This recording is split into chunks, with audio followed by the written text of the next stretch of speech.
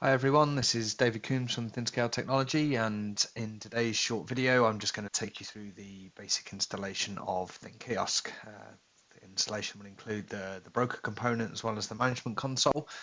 We'll then use the console to create a very basic profile, do some basic configuration of ThinKiosk, including connecting it up to our storefront infrastructure we have here.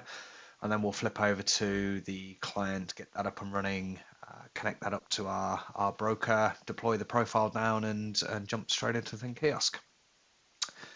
So just a quick overview of the environment. We have two virtual machines here. I've got a server-based virtual machine that's a domain join machine, which we're going to be using to install both the broker and the management console. You don't need to have the management console installed on the broker machine. That can be installed anywhere and it will connect over the network to the broker. But for today's demo purposes, I'll install them both. And over on our second virtual machine, we have a Windows 10 machine here, which we're going to be using to install the ThinKiosk client. This is a clean install of Windows 10 that I've just pre-installed the Citrix receiver on. So let's make a start. Let's get going and get the ThinKiosk broker installed. So we'll just double click the installation MSI file for the broker. And as you'll see, this is a very, very simple next finish installation. Okay, there we go. You'll see the broker does actually install just a couple of configuration utilities. The first one is the main database configuration. When the broker does first install, it will install using a local MySQL database. There is another tool should you wish to convert that database to use a full-blown SQL server.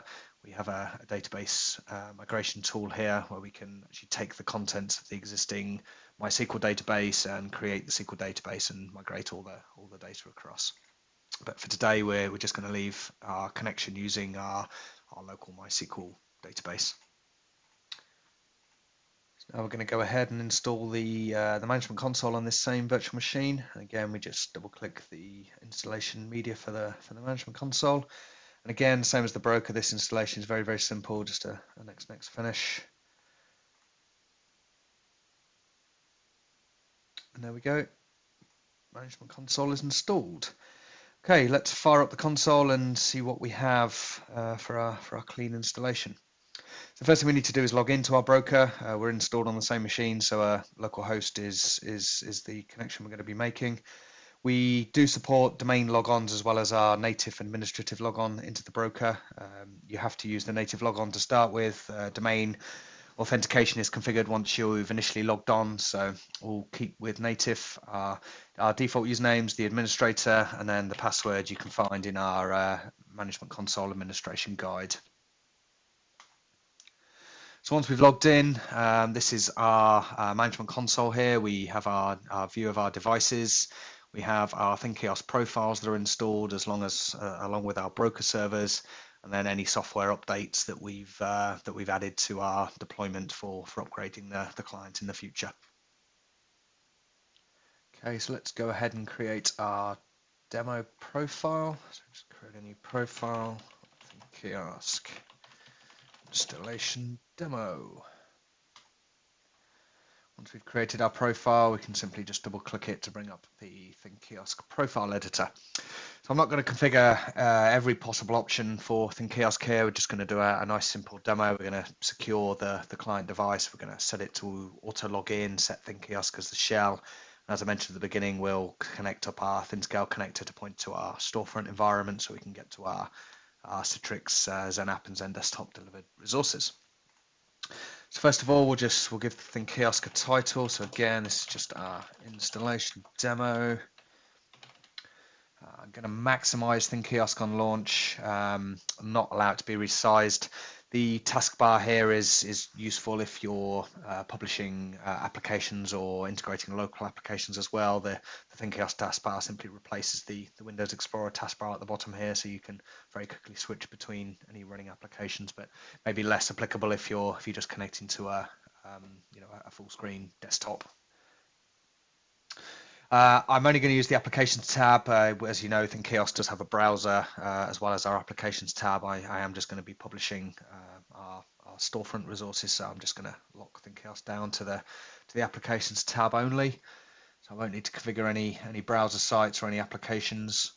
As you can see in the profile, ThinKiosk out of the box, a clean profile is very restrictive.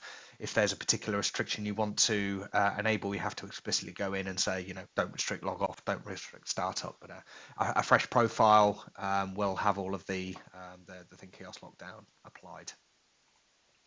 So there's a couple of bits we need to check here. We're going to auto log on the client device using our local ThinKiosk account. That's our local user account that's created during the installation of the client. You can choose, if you like, to use a domain account if you don't want to use a local account for that. Alternatively, you can simply just don't auto log in or do nothing and let other policies that you might have applied to the device determine what auto log on happens. But as I said, for purposes of today, I'm going to use our local ThinKiosk account to do the auto log on, and we're going to set ThinKiosk as the shell for the device once it's logged in. There's a couple of other pieces. I'm not going to allow ThinKiosk to be closed. This might be more applicable if you're using Windows Explorer as the shell and more ThinKiosk as an application that users launch once they're logged in. But as ThinKiosk is launching as the shell, we don't want our users to be able to close it, else they'll be left with a black screen and not be able to launch anything. I'm going to enable the magic filter technology, so you can see that in action. That's where we can pass the keyboard Control-Alt-Delete and Windows L keys through from the local device where ThinKiosk is installed through to the virtual desktop that you're connecting through to. And then we just come down to our VDI integration options. So as you see, a lot of options around login preferences and our workspace control. So what happens when ThinKiosk has enumerated your resources? Does it auto launch? What does it auto launch? Does it display a list of applications and desktops that that are active and you can choose which one? Or do you just decide which one they connect to based on the names of the resources that are available? So I'm just going to leave most of these as default. The logon dialog is going to show as soon as ThinKiosk launches, which is what we like. I'm going to get ThinKiosk to log out as soon as we've launched a session. It's a security option to prevent other users maybe coming to the kiosk if people have walked away from it and launching other applications that the user has access to. And I'm going to not connect to a resource if they're available, just so you can see the resources displayed within ThinKiosk before it auto launches them. We have some end of session options here, so these can be very useful, certainly in a kiosk-based situation where as soon as ThinKiosk detects that your remote sessions have ended, it will perform the end of session option that you have configured. And that may very well be not to do anything, but I'm going to configure the log off option. What this will do, as soon as the receiver session is finished, ThinKiosk will initiate a log off of the local machine. That in turn will log the local Windows device off, and then auto login will kick back in and ThinKiosk will start up again. It's just a nice way of knowing that everything that the previous user had open has been closed down and ThinKiosk has launched, shown the logon dialog ready for the next user to sit down and log on. So we'll come through to our connectors. This is where we set up our connections through to Storefront, through to our RDS web feed or our VMware Horizon broker. So today we're just going to connect up a Storefront connector. So we'll just simply add one of these and we'll just give it a name. Production. We need a URL, which I happen to have here. So this is the URL of our Citrix Storefront server. You'll notice that the URL doesn't include the web on the end, so we don't talk to the Storefront web page. We actually talk directly to the store that's created when you configure that within Storefront. We're going to enable the store where we are going to enable applications. So a new feature of our 4.7 release is that we now support published applications from all three of the brokers. And you obviously also have the option for single sign-on with Storefront. So in another use case with ThinKiosk, that maybe on a domain join machine where you're logging onto Windows with your domain credentials, we can simply pass those credentials through to Storefront. So you won't see the logon dialog within ThinKiosk. It will just simply pass those credentials straight through, and the first thing the user will see will be their resources enumerated straight from Storefront. But as we're not domain joined and we're auto logging in with a generic account, we won't enable the single sign-on option here. So we have, as you can see, we can combine desktop and application resources that are returned from Storefront. So I'm going to keep them separated so you can see the two sets that are being returned. And of course, if you have multiple brokers, so you may have Storefront, an RDS, and an Horizon broker, or you actually may have 2 or 3 different Storefront stores configured. You do have the option of displaying the store from which the resources have come from next to the icon. So if you have maybe a production store and a UAT and development store with very similar published applications, you can actually highlight them on the icon to see exactly which store that they've come from.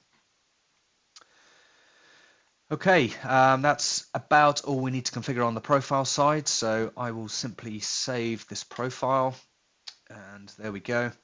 And the next thing we're going to do, we're going to flip over to the Windows 10 virtual machine. We're going to create the installation for ThinKiosk on the client. We're going to connect it up to the broker that we've just installed. The profile will pull down, and we'll see ThinKiosk in action. First thing I will do, though, I'm going to create a new folder for my device. If you don't specify a folder and the device doesn't already exist within the management console, the new device will automatically appear in our default devices folder here, which you can see already has the default profile assigned. So what I like to do is just create a new folder. We'll call this test machines. And then once we've created that folder, we can assign the new profile that we've just created to there. So let's just go ahead and do that. And there we go. Okay, so let's flip back over to our Windows 10 virtual machine and get the ThinKiosk client installed. So, as with the broker and the management console, simply double click the installation media, and again, just a very, very simple next finish. So once the installation's completed, you'll be prompted with the configuration wizard. This will do the post configuration for ThinKiosk, depending on the profile location that you've decided to use for ThinKiosk's profile delivery. Today, we're obviously using the broker server. We're going to enter the IP address or host name of our ThinKiosk broker. We left the default port number at 11,000. And what I'm going to do during installation is tell ThinKiosk to register itself into the new folder that we created during installation. So as I say, if you don't specify a folder, it will end up in the default devices folder, but I want our machine to go straight into our test machines folder, which already has our profile assigned to it. So if we register the machine by the folder name, let's do test machines. And then next, we do optionally have the option of removing the machine from the domain. So again, if this machine was domain joined, we can simply tick this box, and then during the post configuration wizard that's about to happen, it will remove the machine from the domain. But we're not domain joined, so no need. We simply tick apply. This will go ahead and do all the post configuration, installs all the magic filter components, firewall rules. It will go off and validate the profile, moves the device here. You can see it's moved it into the correct folder in the management console. And then last but not least, it starts the ThinKiosk machine service. So now the installation has completed, we should just be able to flick back over here to our management console, do a refresh, and there we go. We can see that the device has been added. It's pulled back the inventory information that's supplied from the client, and we can see here the version of ThinKiosk that's been installed. So let's just go ahead and finish this installation and reboot the device.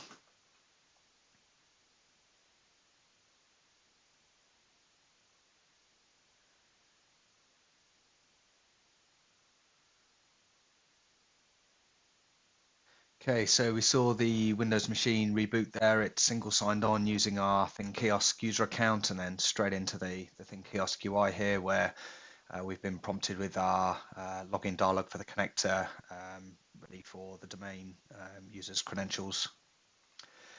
So if we just enter those credentials, you can see we've gone straight off to storefront and enumerated our available applications and desktops. I turned off the auto launching for this demo, so you can see that ThinKiosk will prompt for any application or desktop that's currently active. So this is the workspace control piece kicking in. You can decide then which active desktop you want to connect to. You can see here the applications and desktops have been split out, but as I mentioned with the profile, you can simply combine those into a single group of resources. So if I just connect through to one of the desktops here, you can click that. What will happen is it initiates that launch, and it will just pass the request straight through to the Citrix receiver. From that point on, it's the traditional Citrix receiver that we all know and love, talking directly to your virtual desktop. We see the magic filter as well technology. So obviously I'm in a virtual machine here, so I can simulate the Control-Alt-Delete key by sending it through the VMware console here. If I click the Control-Alt-Delete, you can see here that obviously the virtual desktop has locked itself, not the local machine that ThinKiosk can install in. So if you imagine from a user's point of view, they're working away, they hit Control-Alt-Delete, it's actually locking the desktop they're working on, not the kiosk device that they're actually not logged into, because it's single signed on as our generic ThinKiosk user. Let me just log off this session.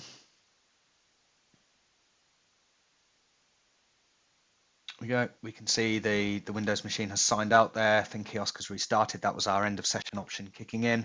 So it's logged off. Single sign, auto sign in has kicked back in as a ThinKiosk user. ThinKiosk auto launches and presents the logon dialog, ready for the next user to log on and start working. So that's it for our demo today. So hopefully you've seen in the space of sort of 10-15 minutes, you can install our broker component, the management console, create a ThinKiosk profile from scratch with some basic configuration in there.